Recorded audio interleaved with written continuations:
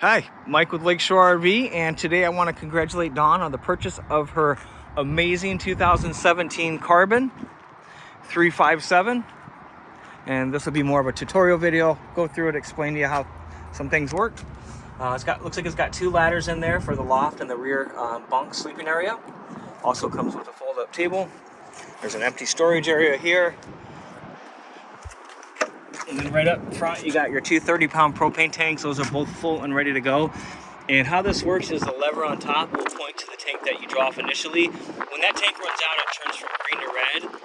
And so if you're pointing at, let's say, the tank on the right like it is now and it's red, that means it's already switched over as long as the second bottle is open. And then right over here, we have an awesome Onan Cummins generator, 5500. It's got two breakers here, so if you're running the generator and you're not getting power, check those breakers. They may be tripped like they are now. Otherwise, you hit the start button, it'll run it. Maintenance is very easy. You can check your oil with that yellow dipstick. If you want to drain it, you turn that petcock just below it to the right, and there's a tube that drops down and you can drain your oil, and that's your service information right over here and how to do all that maintenance stuff. This will extend and retract the front legs, so whether you're hooking, unhooking, leveling, things like that, that's what that's going to do. There's lights on the front cap, both switched right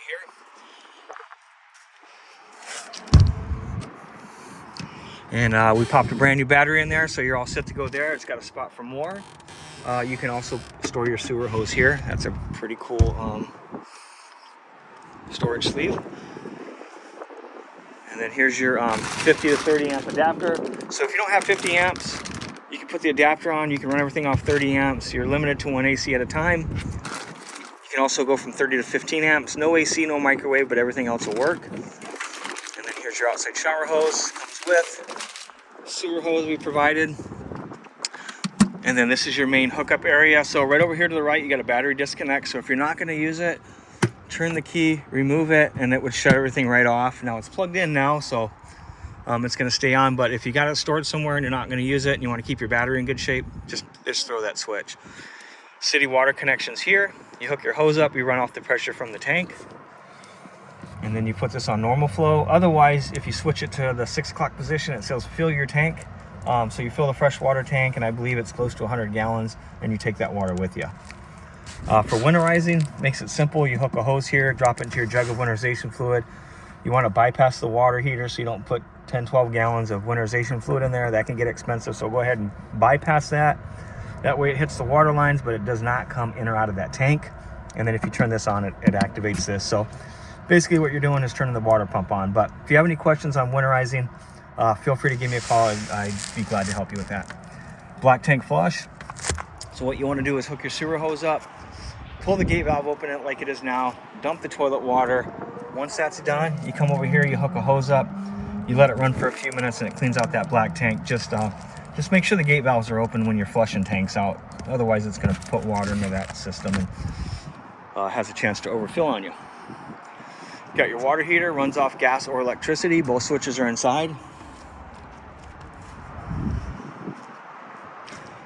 We just got done torquing the wheels. Even though it's a used camper, we cranked on them anyways just to make sure. Black tank flush for the rear. And that feeds right up to the same area there. So both black tanks will feed right to one common dump.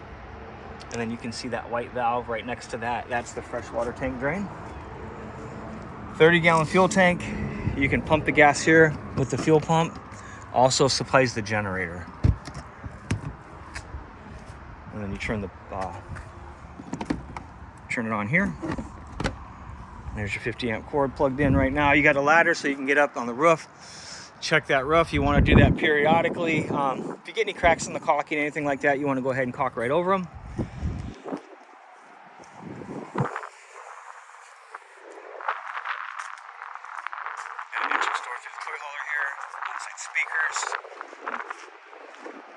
Good size powered awning.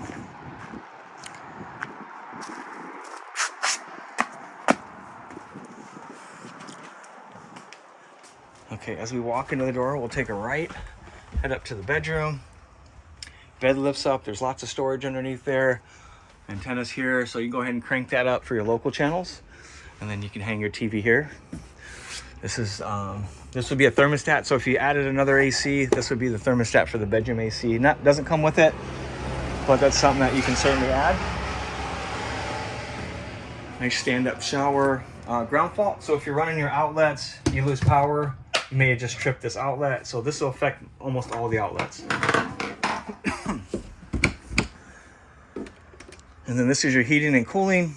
You just go through the system. That'll change it from furnace to air conditioner, and you run your thermostat up and down here. So fairly easy to operate that.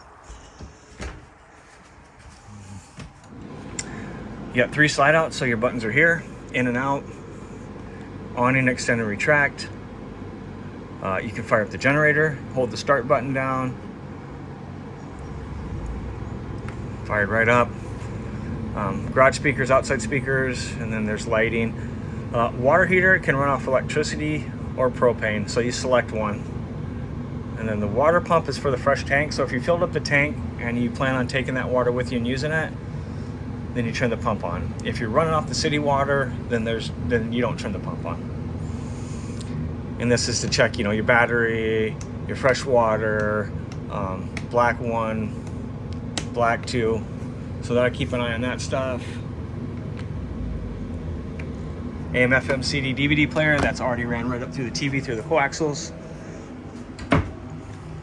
And the refrigerator, that will run off gas or electricity. So if you have it on auto, it'll run off electricity first.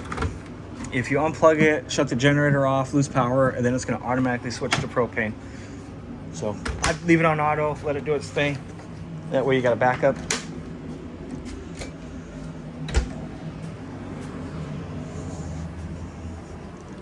Got some nice built-in storage here.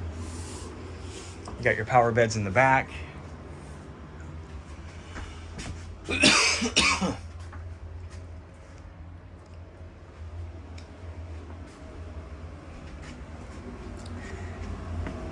And if you have any questions, feel free to give me a call. Again, this is Mike with Lakeshore RV, congratulating Don. My number is 231-855-9998. Thank you.